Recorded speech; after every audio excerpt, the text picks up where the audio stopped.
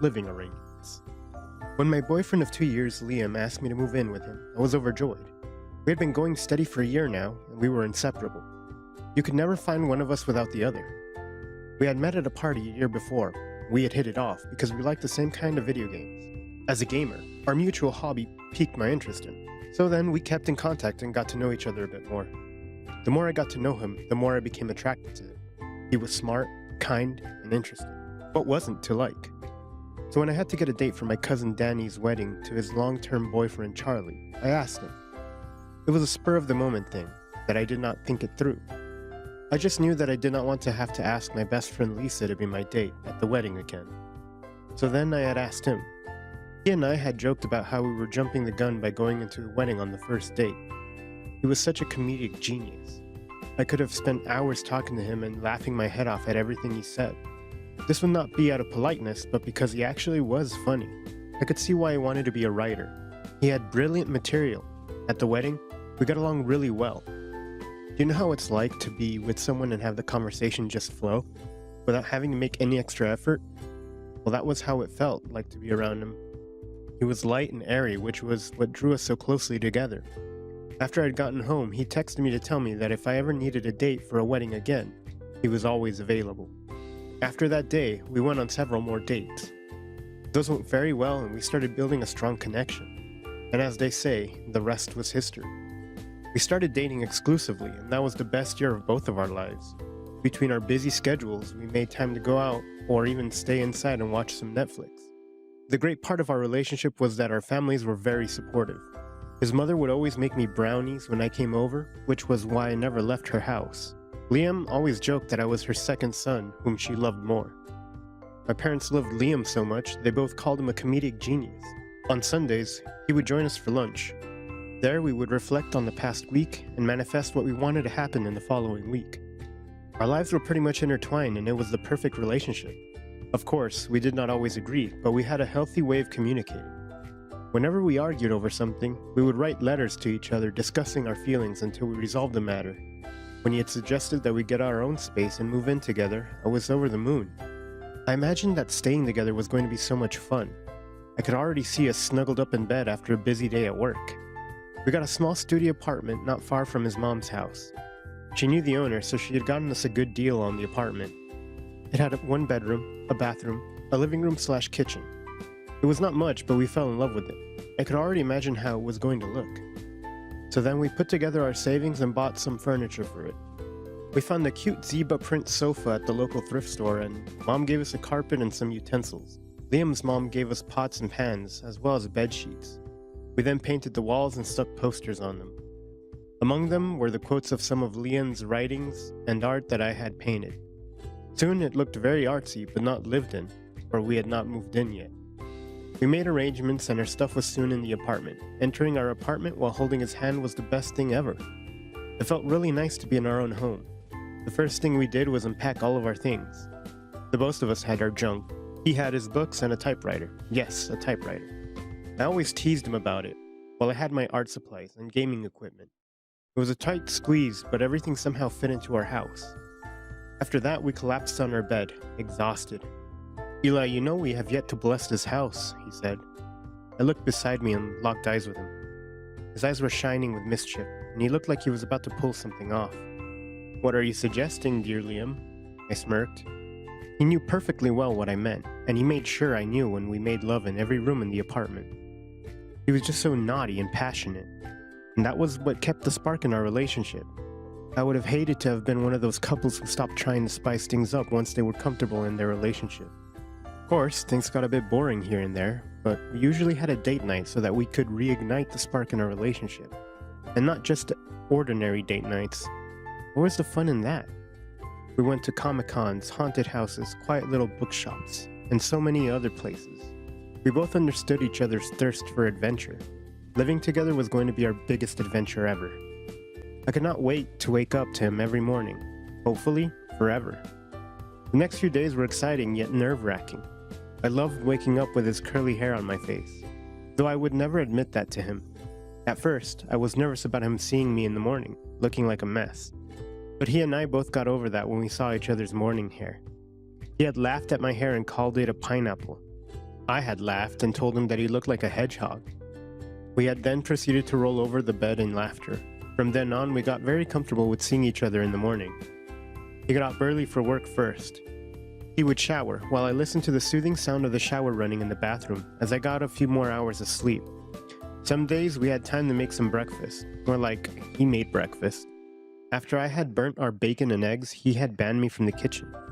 I did not mind watching him cook though. There was something about a man in an apron. Sometimes, he gave my eyes an extra treat when he did not wear a shirt. I would gaze at him as he concentrated on the measurements or stirred a pot. He was an amazing cook, which his mother took credit for. He always made the most appetizing food whenever he cooked. He was husband material for sure. After breakfast, we would then finish getting ready and go to our respective jobs. He was an intern at a local publication while I was a waiter at a cafe. I liked it there because most of the customers were friendly and the tips were very good. It usually got busy around mealtimes. After work, we would return to our home. What we would be eating for dinner would depend on who got home first. Sometimes I brought leftovers from the cafe. He did not mind because he loved pastries. His mom had made a lot of them for he was growing up, and he was an expert at them. We would then have our dinner while watching a movie. Afterwards, he would go to write his novel and I would go to paint or game a bit. Soon it became monotonous. Yes, we became one of those comfortable couples. We were so used to seeing each other every day that we stopped planning special days. Even our intimacy decreased because we would be so focused on our respective crafts in the evening. We also faced the challenges that most roommates faced. We could constantly be fighting because someone left the toothpaste cap on or someone had forgotten to mop the bathroom. The worst part was that we were both sloths. The both of us did not like cleaning since we were guys, and our moms had spoiled us when we were younger. It was not uncommon to find 3 days worth of dishes in the sink. Both of us could see that we needed to do something that would improve the situation. The current arrangement was not working as we were annoying each other half the time. We were not even making an effort anymore. I had thought that living together would be like having one huge sleepover, but it turned out that I'd missed the mark. The other thing that had contributed to the rut we had fallen into was our jobs. It was the holiday season, so we were at work most of the time. We would get back home, order takeaways, then go off to bed and do it all again the next day. One day, during my break, I was talking to my best friend Lisa about the situation. She was the one person I trusted to give me genuine advice.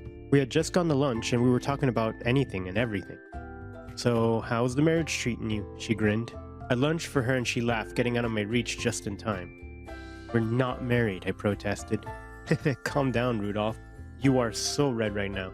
"What I meant to ask was how living together with your bae is treating you," she said. "Well, in the beginning we could not keep our hands off each other. Now we're like an old married couple." Even an old married couple has spicy bedroom life. We're just going to work and coming back home to sleep. It's been so monotonous, I admitted. "I get what you mean, but in all fairness, it has been a busy past few weeks. Are you having regrets about moving in together?" she asked. "No, of course not. I like living with him and being able to see him every day," I said. "Oh, I think I know what the problem is. You see each other every day, so you do not see the need to plan a date.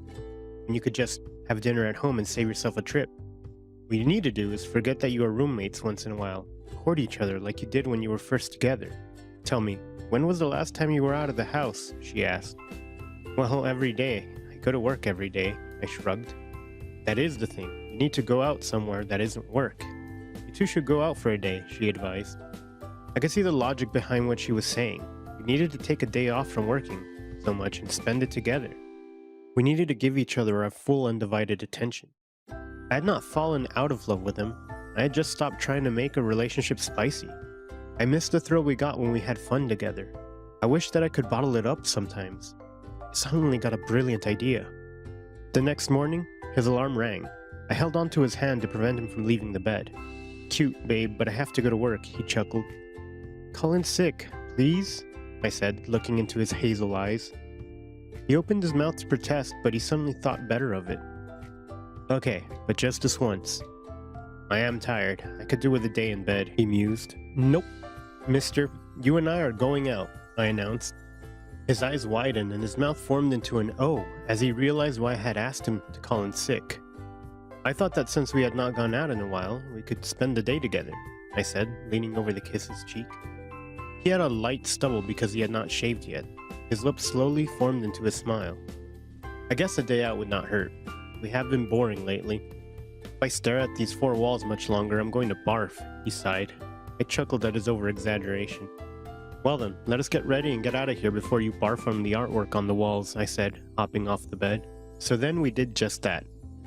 We took a shower together to save time, and we got dressed. We wore our matching black and white outfits with our Vans shoes. We looked cute enough to eat. We snapped a few pictures, which we posted on social media, and we were on our way. We were super hungry, so we went to get some breakfast. We had some pancakes and lattes while we chatted up a storm. It had been a while since we had really spoken, and I had missed it. He had me in stitches the whole time we were there. Afterwards, I took him to a cat library. This was a library where you got cats instead of books. We got a ginger tabby which we petted for a while. It was the cutest cat ever. We were there for a while, petting the cat while conversing. It felt so amazing to be in an adventure with him again. The feeling was so exhilarating. I could not believe that I'd forgotten how it felt to be alive. Our second last destination was bungee jumping. It had been nearly impossible to arrange it so last minute, but I had made a few calls and here we were. I wanted to get our blood pumping one more time. One thing I knew about him was that he was an adrenaline junkie like me, and he was always chasing that next thrill. Wow, you really pulled out all the stops today, he said, leaning in to kiss me. It was a light kiss, but it got my blood pumping. For a second, I was suspended in a state of bliss as he kissed me. A worker came in over to help us strap in. I felt my stomach tingle as I imagined how it was going to feel. I had done a lot of things. I had ridden the motorcycle, swam in a shark cage, been skiing, and done just about any extreme sport you could name. The only place that remained untouched was the skies. I was nervous about conquering the skies and started shaking. Suddenly a hand slipped into mine and I calmed down at once. I looked at his familiar eyes and everything was okay. I knew that he would never let anything happen to me. I've got you, my love, he mouthed. I leaned over and gave him a peck.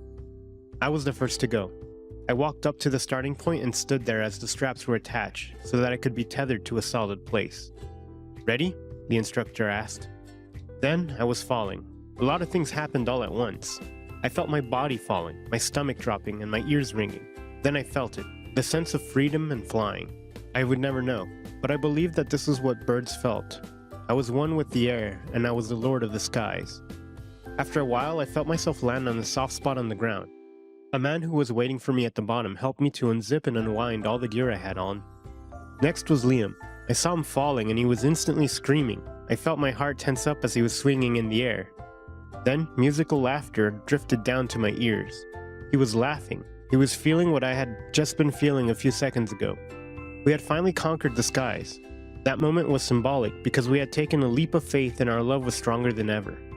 He landed on the ground a few seconds later. I rushed to him once he was free from the gear. He embraced me. His heart was pounding just like mine. I felt fire in my veins. We could have exploded like a pair of supernovas at that moment, and I would not have minded. I was with the man who made my heart sing, and nothing would ever beat that feeling. We made each other feel alive, and that was something I had never felt before. After the bungee jumping, we went to a small Italian restaurant where we had dinner. We talked non-stop about the amazing day that we had just had. After dinner, we went back home. We burnt the sheets. We had been feeling so much desire throughout the day, and it all came unraveling that night. From that day on, we made sure that we got out of the apartment at least 3 times a month. Even if it was just for a walk or a quick coffee. We were two restless souls who found inertia in each other, and we would not let that go easily. The end. Thanks for watching. Consider subscribing to become part of our Rainbow Force and stay wholesome.